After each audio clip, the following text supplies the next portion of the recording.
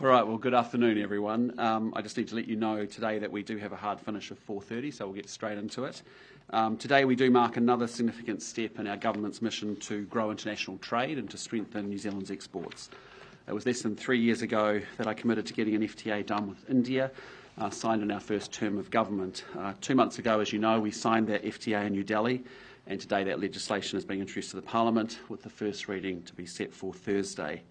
It's an enormous opportunity for a 5 million person country like New Zealand to actually be able to access the most populous country on earth with 1.5 billion customers and one of the biggest economies in the world at what will be 12 trillion New Zealand dollars. This trade deal eliminates, as you know, significantly reduces tariffs on 95% of Kiwi exports to India, including sheep meat, wool, wood, seafood, apples, kiwi fruit and wine. That's giving our exporters access to the world's most populous country and supercharging earnings back here to New Zealand. I think a very illustrative example of why we've done this is that, New Zealand used to have 90% market share of lamb and sheep meat exports into India. Australia secured zero tariffs through its Economic Cooperation and Trade Agreement, and now is an opportunity for us to actually bring, and we felt, a 10% market share. It's an opportunity for us to reclaim that market share and obviously bring that extra export income home. Our FTA does also include most favoured nation clauses, and for example, that will actually benefit our wine and some services exports, as the India-EU FTA has slightly better terms on those sectors. So we will receive those too, provided our FTA enters into force before the Europeans. Further, 1 in 4 Kiwi jobs depend on trade, and the Indian FTA is even more important in times of global volatility and uncertainty to diversify our markets and also our relationships. The Indian FTA, frankly, means more of those jobs and more of money in people's pockets. Securing the deal, as you know, has been a key part of National's ambition to double the value of our exports by 2034. The most recent data shows that we are outpacing that big stretch goal. The good news is that last year we had record growth in exports of $12 billion, up from $102 to $114 billion. And that means that exports have grown $20 billion since we came to government. The good news is the growth is broad-based. Our goods exports are up 18% over that period, services are up 27%, tourism 119%, and international education over 60%. And while goods and services exports to China were up 13% and the US was up 15% in spite of the tariffs, we're also increasingly diversifying our markets, with exports to Australia up 20%, Europe 57%, UK 42%, the GCC 34%, and even India, without an FTA, is already up 72%. This means for the first time in 5 years, New Zealand has a trade surplus. We are exporting more to the world than we are importing into New Zealand. In April, New Zealand achieved a monthly trade surplus of almost $2 billion, and that's the highest in well over a decade and in the middle of the fuel crisis. I think it's a clear proof point that our economic recovery is going well despite everything else going on in the world. As you know, the GDP result of 0.8% for the March quarter is another proof point of the growing strength of our economy. The result represents the highest quarterly growth since September 23.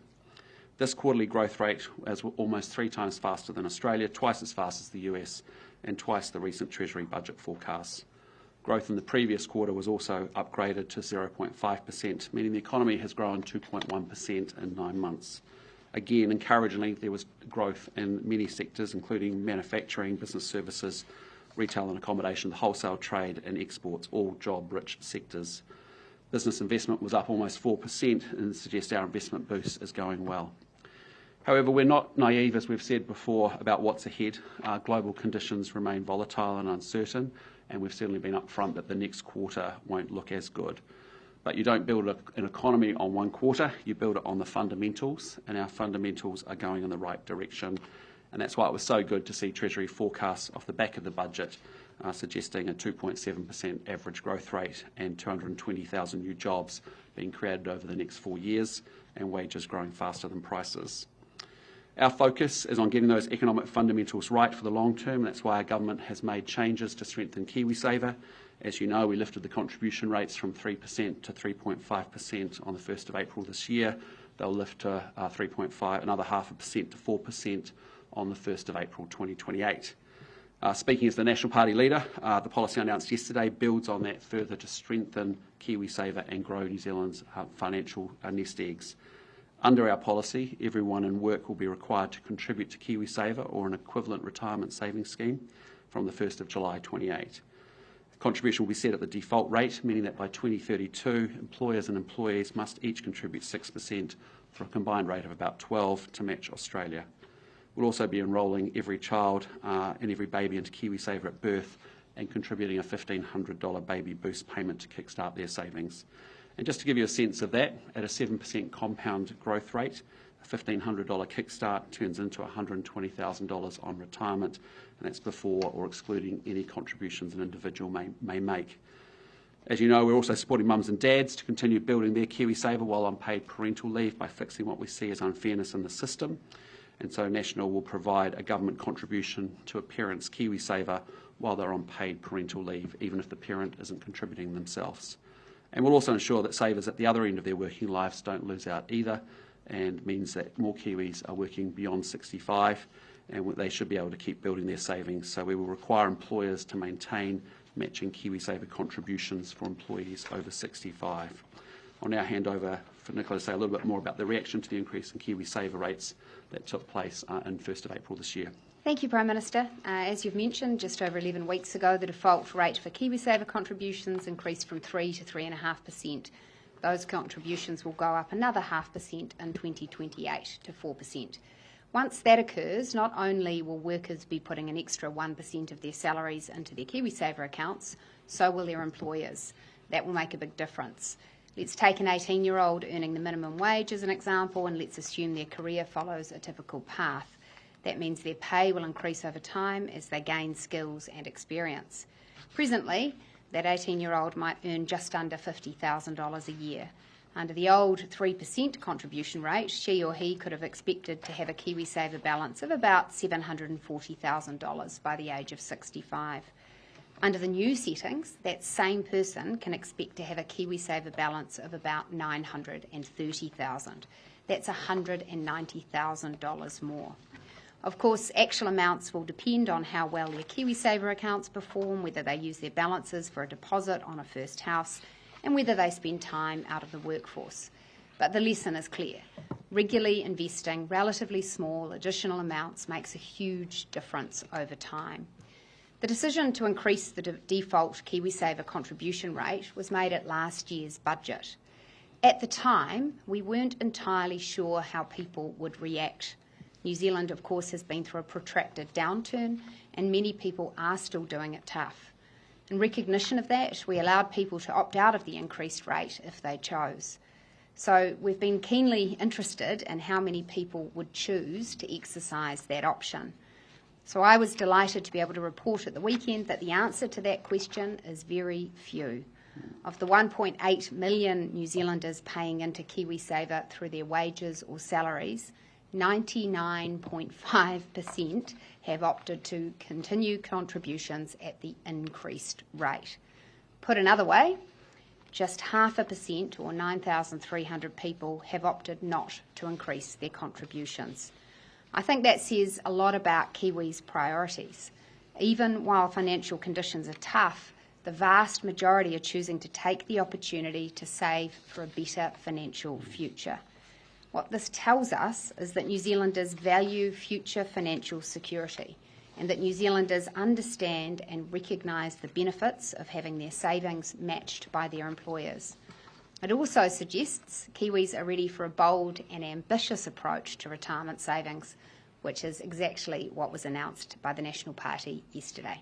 Back to you, Prime Minister. Thanks, Nicola. With that, let's get into some questions. Henry. Minister, on the changes you've already made to KiwiSaver thresholds, have you seen any advice that suggests that people have been taking a total REM approach to that? Employers, so paying people, maybe not giving them as much of a pay rise as they would because they're giving more to their KiwiSaver, or just not giving them a pay rise at all?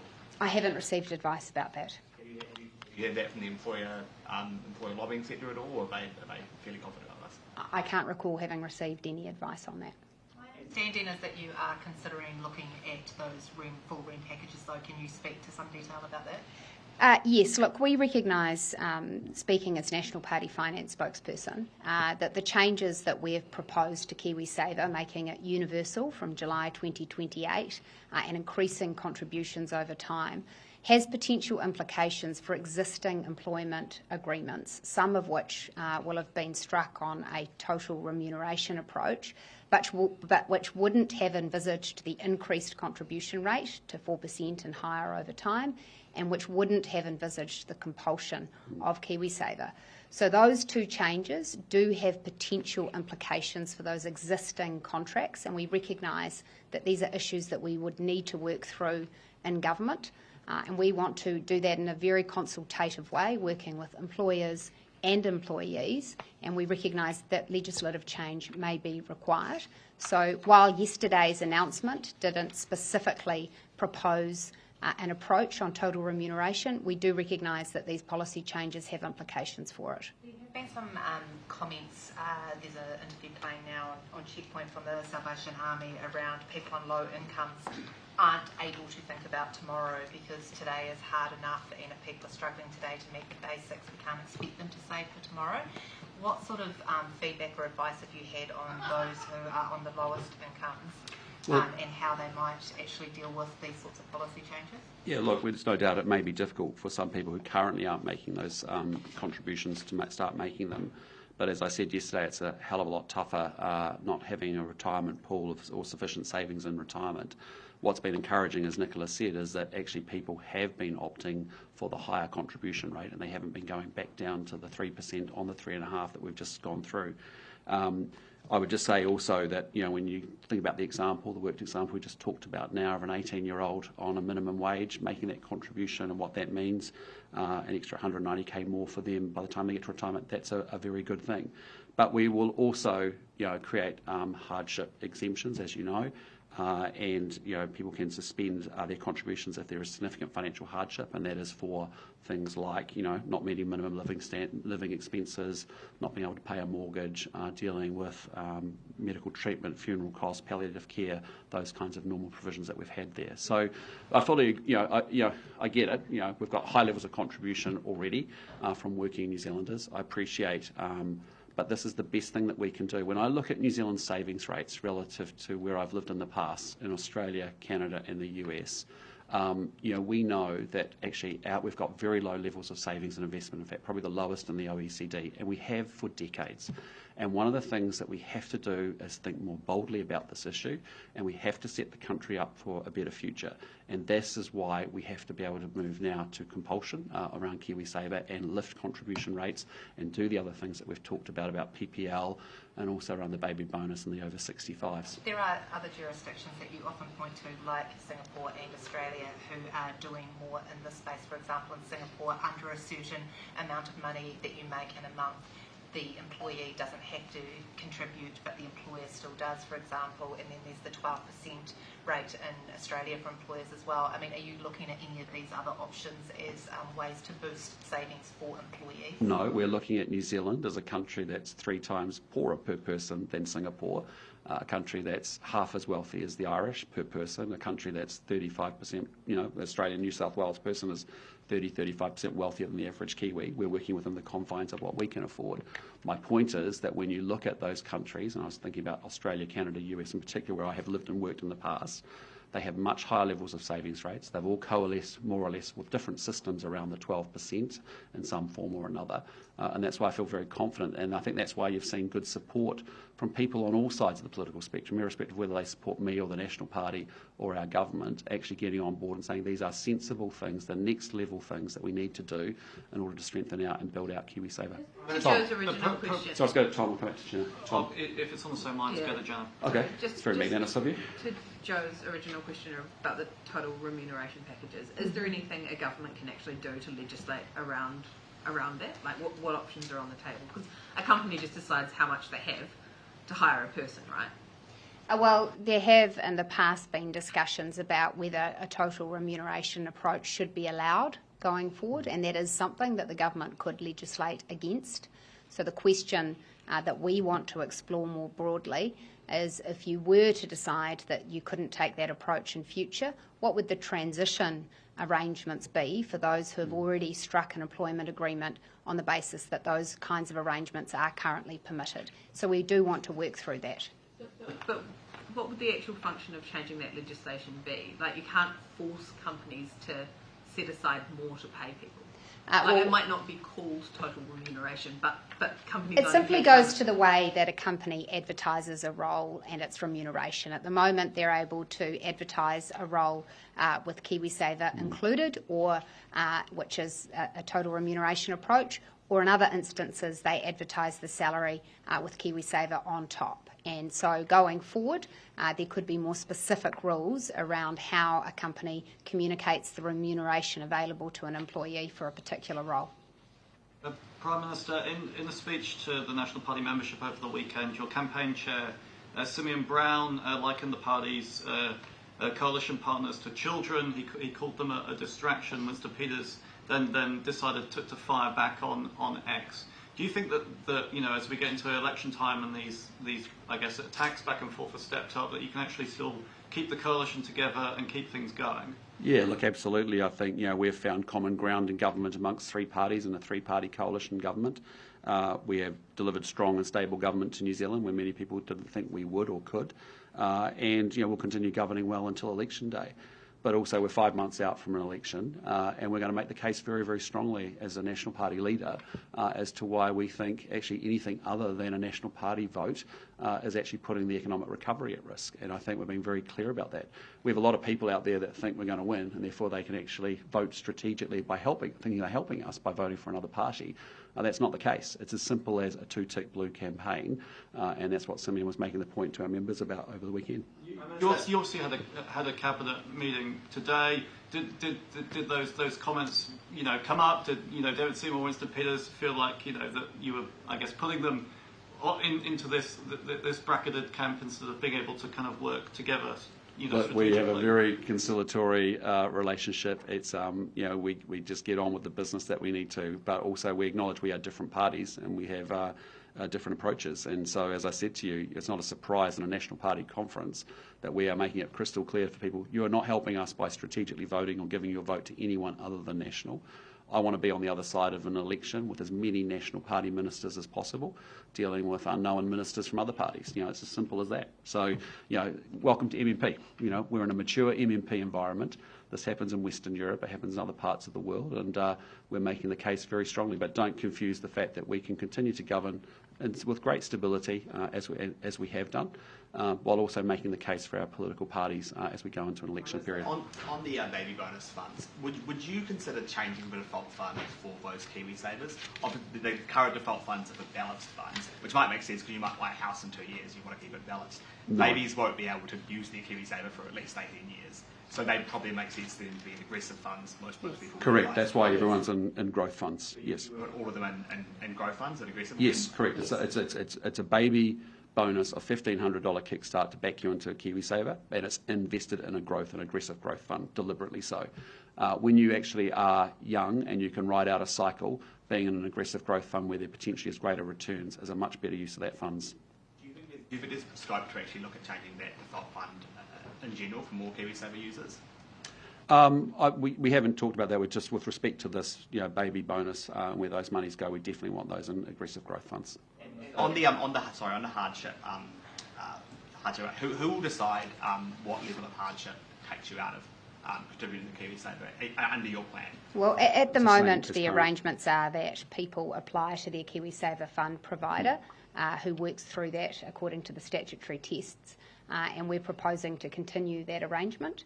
The statutory tests at the moment from IRD define significant financial hardship around not being able to meet minimum living expenses, not being able to pay a mortgage, needing to modify your home to meet special needs, needing to pay for medical treatment for yourself or a dependent family member having a serious illness, needing to pay funeral costs or palliative care. You're confident that the funds are able to handle what could be quite an increase in payload?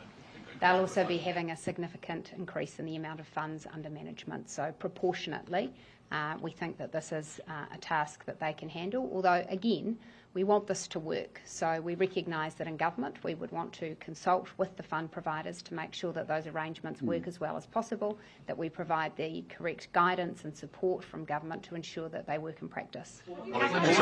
Sorry, Henry, can I say, I mean, I think, why this is quite exciting is I know it's a big shift, right? I mean, we've got a KiwiSaver. It's the most trusted brand in the country.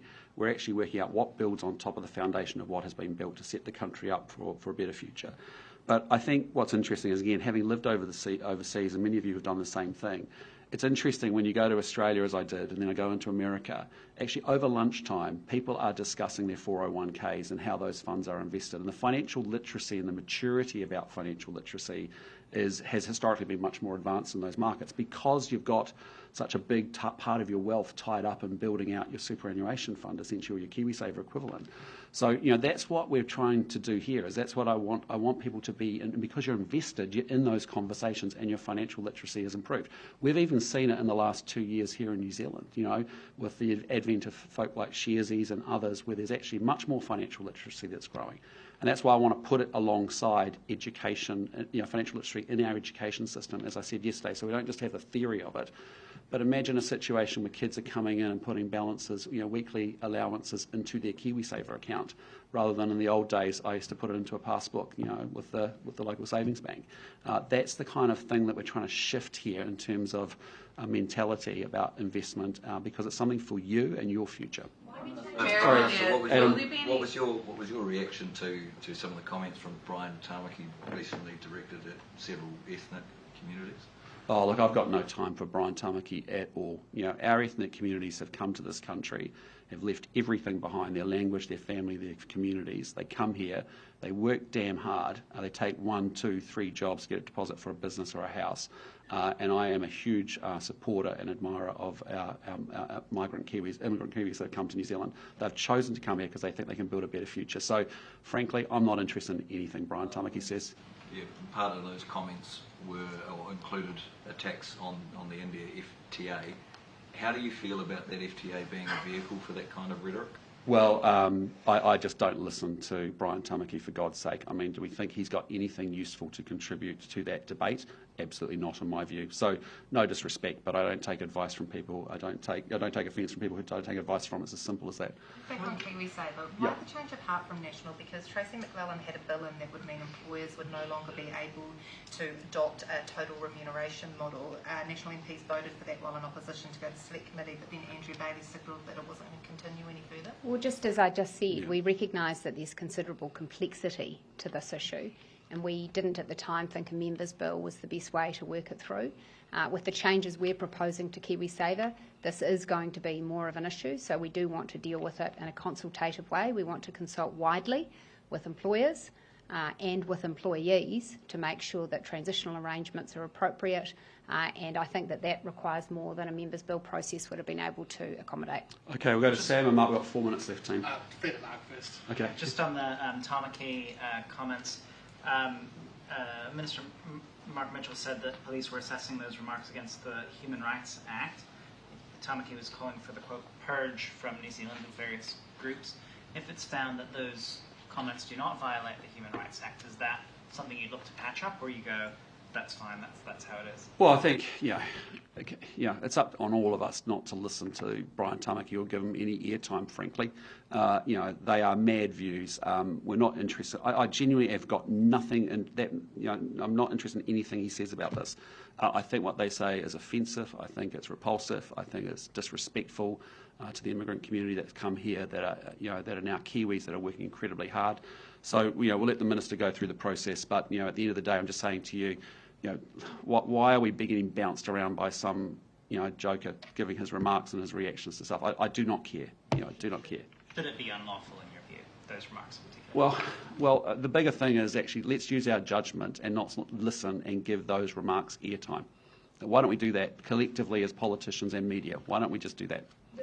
Back on KiwiSaver, there are some citizens of other countries living in New Zealand who would face higher taxation in their home countries, particularly Americans, if they were forced into the KiwiSaver. So they've all been advised by accountants not to enter KiwiSaver because it's taxed in America as well. Would there be any likely exemptions for foreign nationals have citizenship here from compulsion? What we've said is that people will be required to be part of a KiwiSaver scheme or an equivalent scheme, with equivalence defined as employer and employee contributions and the same similar rules around withdrawal of funds. So there will be choices about the sorts of funds that people take part in, but ultimately the issue that you're raising is an issue to do with America's tax rules. And we, as a sovereign government, can't change America's tax rules.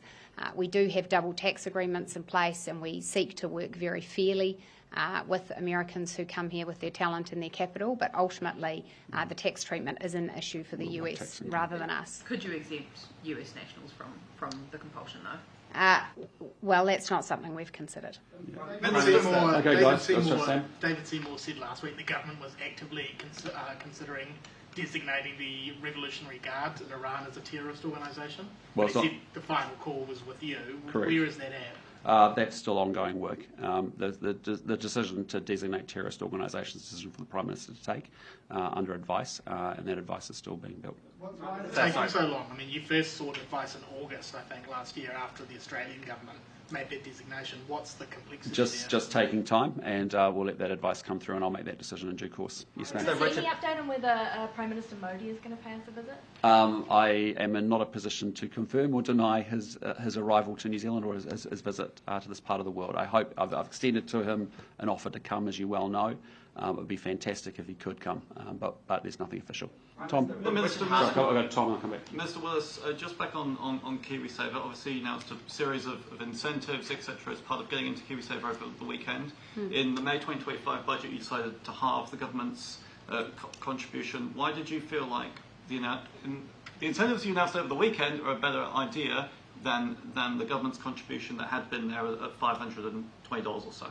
Well, they're all a good idea. When we made that change, we also increased default contributions, meaning that the changes we made as a government will increase people's KiwiSaver balances.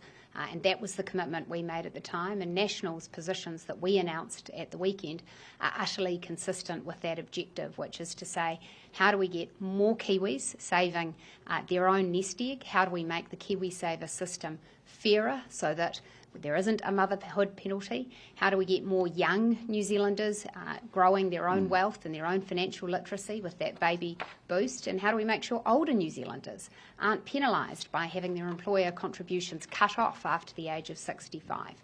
And so I think there's been a very clear trajectory, both from our government and the National Party, which is KiwiSaver works, and we want more people to benefit from it so they have more financial security, better opportunities to buy their own home, and a better nest egg at retirement. Okay, we've got time for one question. Actually, has anyone had any... Adam, do you want to talk about the hurricanes or something? Sadly? Prime Minister, can I just ask if you received the statement from the whānau of the young autistic Māori girl who was mistakenly sedated last year? I've just seen that statement. I just want to say up front, as a human being, as a dad, as Prime Minister, I'm really sorry about what's happened there, because I can only imagine what that family has gone through and what was an absolutely horrific set of circumstances. I've spoken to Minister Ducey about it. I know that he's looking at the response that the family has come back through public channels, and he will respond with that in due course. But there is no. I think we were all quite heartbroken about that story when we first heard about that. And acknowledge Minister Ducey and Brown putting it into process to make sure we get a review and actually get visibility, put sunlight on what actually happened there. But all I can say is, just as a human being, to that family, we're incredibly sorry about that. Would you give a compensation to that family? Again, Minister Ducey will give due consideration to all of those issues in due course. Okay, team. Thanks so much. Appreciate your time. Thank you.